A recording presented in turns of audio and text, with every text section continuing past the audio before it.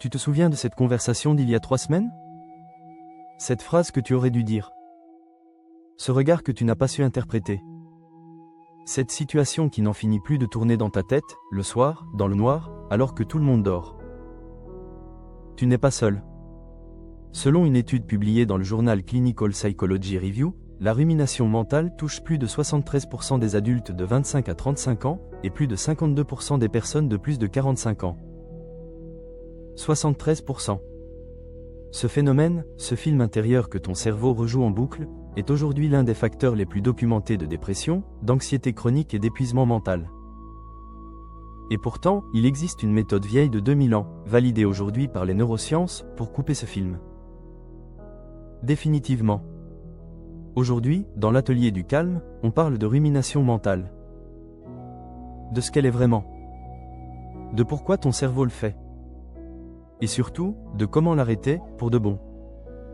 Avant de parler de solutions, il faut comprendre le mécanisme. Parce que la plupart des gens essaient de combattre la rumination sans savoir contre quoi ils se battent vraiment. La rumination mentale, c'est le fait de revenir en boucle sur des événements passés douloureux, des erreurs commises, des conflits non résolus, des peurs futures, non pas pour les résoudre, mais pour les faire tourner. Sans fin.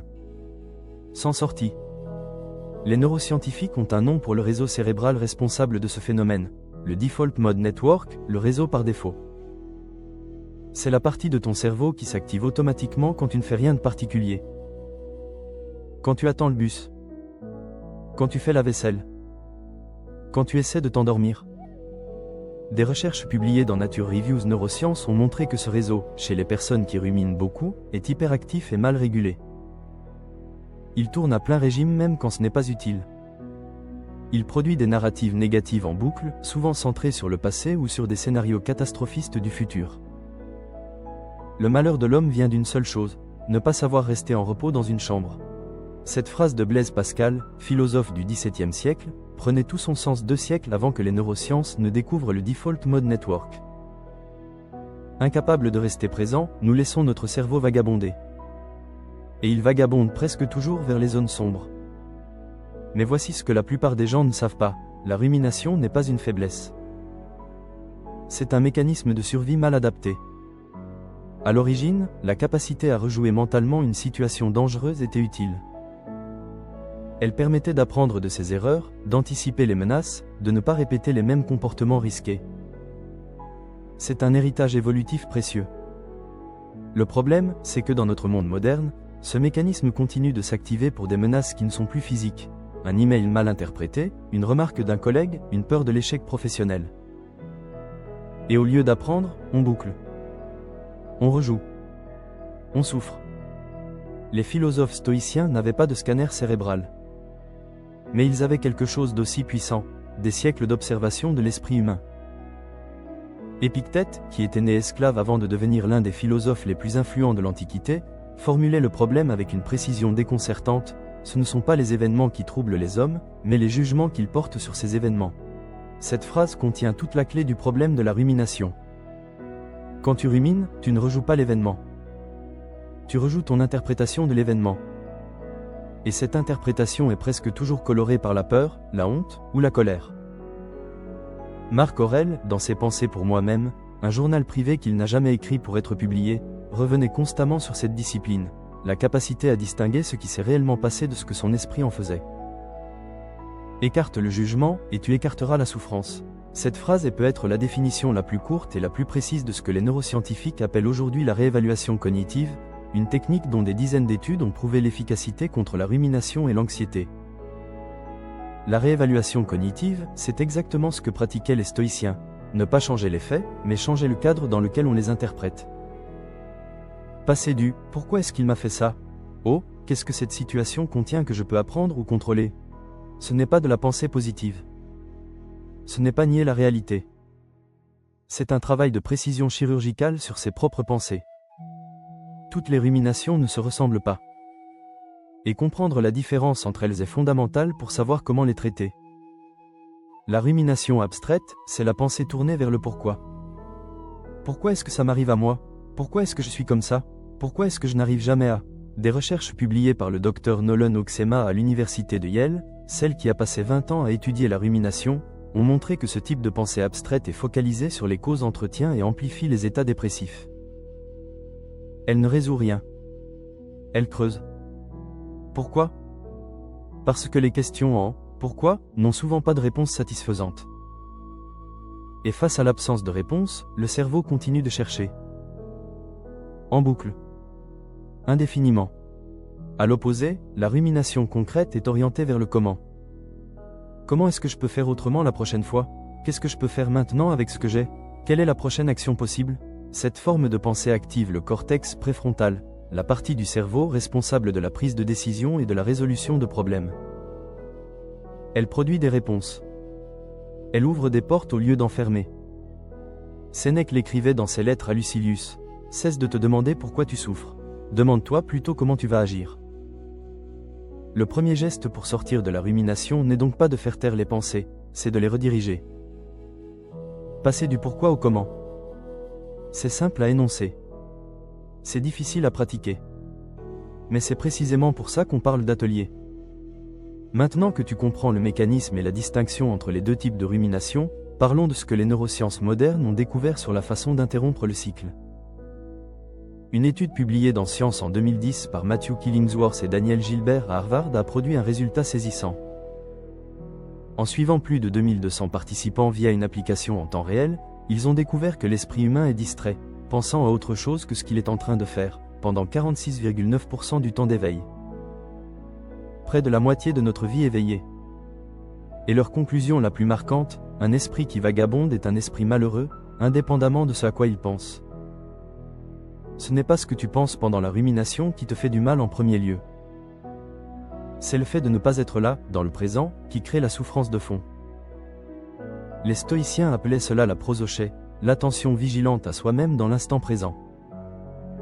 Ce que les pratiques de pleine conscience modernes ont redécouvert et formalisé. Limite-toi au présent. Le passé appartient à la mémoire, l'avenir à l'espérance. Seul le présent nous appartient. Mais voici ce que beaucoup ne savent pas, la pleine conscience seule ne suffit pas pour les ruminants chroniques. Des recherches de l'Institut Max Planck ont montré qu'il existe 3 formes différentes de méditation, la présence, la compassion et la perspective, et que seule une combinaison des 3 produit des effets durables sur la rumination. La présence arrête la boucle. La compassion envers soi-même dissout la honte qui l'alimente. Et la perspective, la capacité à se voir de l'extérieur, permet de sortir du film pour en devenir l'observateur. C'est exactement la triple pratique que les stoïciens proposaient, l'attention au moment présent, l'auto-bienveillance raisonnée, et la vue d'en haut, ce qu'ils appelaient la vue cosmique, se voir comme un point minuscule dans l'immensité du temps et de l'espace, ce qui relativise instantanément l'importance de nos tourments. Si cette vidéo t'apporte quelque chose de concret, abonne-toi à l'Atelier du Calme. Chaque semaine, une vidéo pour construire patiemment une force intérieure réelle, stoïcisme, psychologie, neurosciences. Sans jargon, sans performance. Et si tu veux aller plus loin sur le thème du silence intérieur et de la présence, regarde la vidéo sur le vide stoïque juste après celle-ci, elle est directement complémentaire à ce dont on parle aujourd'hui. Voici maintenant les 4 outils pratiques que tu peux commencer à utiliser cette semaine. Ils viennent tous de la philosophie stoïque, et chacun a été validé par des recherches modernes. Outil 1, le tribunal intérieur. Quand une pensée ruminante surgit, tu lui poses une question simple, issue directement d'Épictète, est-ce que cela dépend de moi?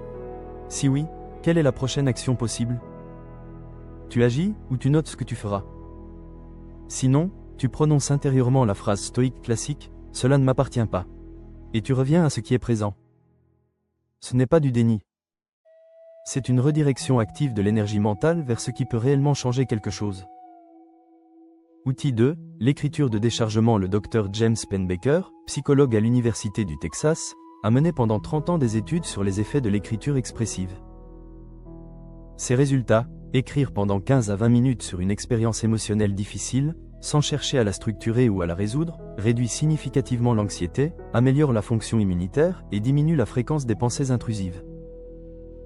Les stoïciens pratiquaient exactement cela. Marc Aurèle écrivait ses pensées chaque soir, pas pour les publier, mais pour vider son esprit des résidus de la journée. Pour sortir les pensées du circuit intérieur en les posant sur le papier.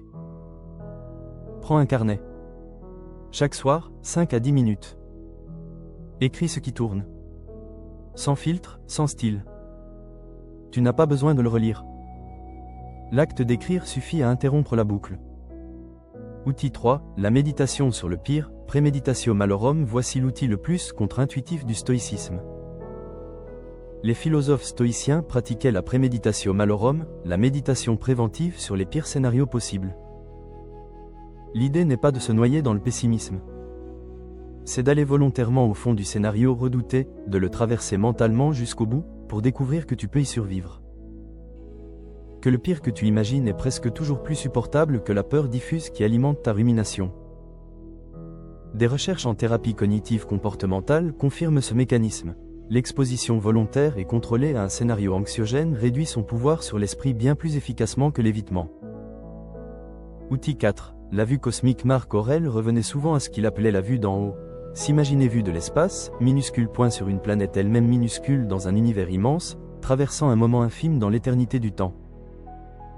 Cette pratique peut sembler abstraite. Elle est en réalité l'un des outils les plus puissants contre la rumination. Parce qu'elle met instantanément en perspective l'importance absolue que ton esprit attribue à des événements qui, vus de là-haut, sont presque invisibles. Prends 30 secondes.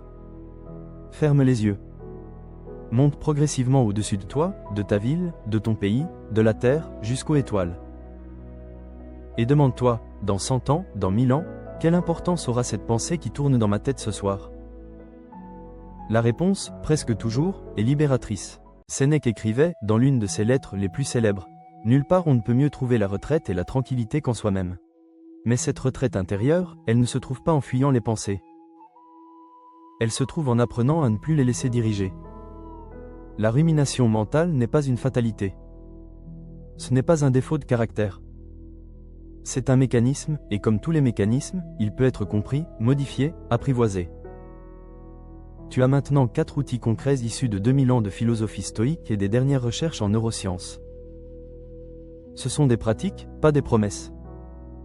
Elles demandent de la régularité, de la patience, exactement comme un artisan qui façonne son œuvre, geste après geste. Commence ce soir. Pas avec les 4 outils en même temps. Avec un seul. Prends le carnet. Écris. 5 minutes. Ton cerveau rejoue le film depuis trop longtemps. Il est temps d'appuyer sur pause. Merci d'avoir regardé jusqu'au bout.